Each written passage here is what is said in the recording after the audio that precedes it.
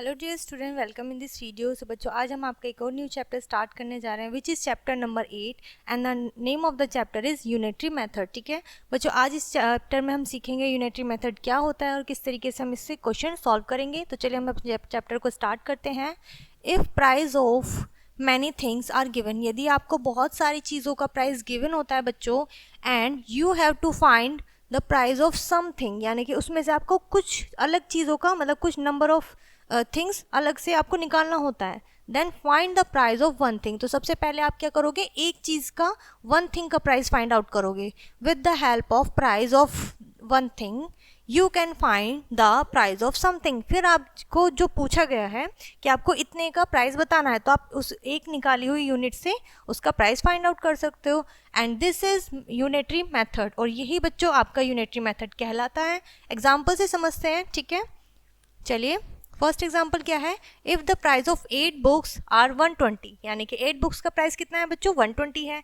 Then the find the cost of 3 books, तो आपको बताना है 3 बुक्स का कितना है। ठीक है, यानी कि 8 का बताया हुआ है, आपको उसमें से कुछ का बताना है, यानी कि 3 बुक्स का बताना है। तो सबसे पहले हम क्या करेंगे, 1 बुक का निकालेंगे प्राइस। ठीक है, तो हमने क्या किया, कॉस्ट ऑफ 8 बुक्स 120 और कॉस्ट ऑफ 1 बुक्स, तो हमने 120 को 8 से डिवाइड कर दिया। क्लियर है, इतना तो हमको आता है। फिर हमने क्या किया है, जब हमारे पास 1 बुक की कॉस्ट आ गई, उसको हमने 3 से क्या कर दिया, मल्टीप्लाई कर दिया। ठीक है, सो फिर हमारे पास आ गया 3 की कॉस्ट। इतना क्लियर है। ये था बच्चों आपका यूनिटरी मेथड। इस तरीके से आप इसको सॉल्व कर सकते हैं। ठीक है, सेकेंड एग्जाम्पल है बच्चों आपके पास, 5 labour complete 1 work in 6 days, यानी कि 5 लेबर्स ने 5 वर्कर्स ने मिलकर एक काम को 6 दिन में कंप्लीट किया है। Then in how many days, कितने दिन में 6 लेबर कंप्लीट दैट वर्क, तो 6 लेबर कितने करेंगे, 5 डेज में, तो 5 लेबर ने कराया 6 डेज में, तो 6 लेबर कितने डेज में करेंगे। तो सबसे पहले बच्चों हमें निकालना है, गिवन है हमें 5 लेबर्स ने इन 6 डेज। ठीक है, 1 लेबर ने कितने दिन में किया, 30 डेज में। क्लियर है, उनमें से 5 लेबर्स में से 1 लेबर ने 30 डेज में कंप्लीट किया। सो 6 कितने करेंगे, तो 6 का हमें बताना है 30 डेज की मल्टीप्लाई हम 6 लेबर से कर देंगे, तो हमारा 5 डेज निकल कर आ जाएगा। ठीक है, यानी कि 6 लेबर 5 डेज में वो वर्क कंप्लीट करेंगे। क्लियर है बच्चों, ये होता है आपका यूनिटरी मेथड। एक और एग्जाम्पल देख लेते हैं।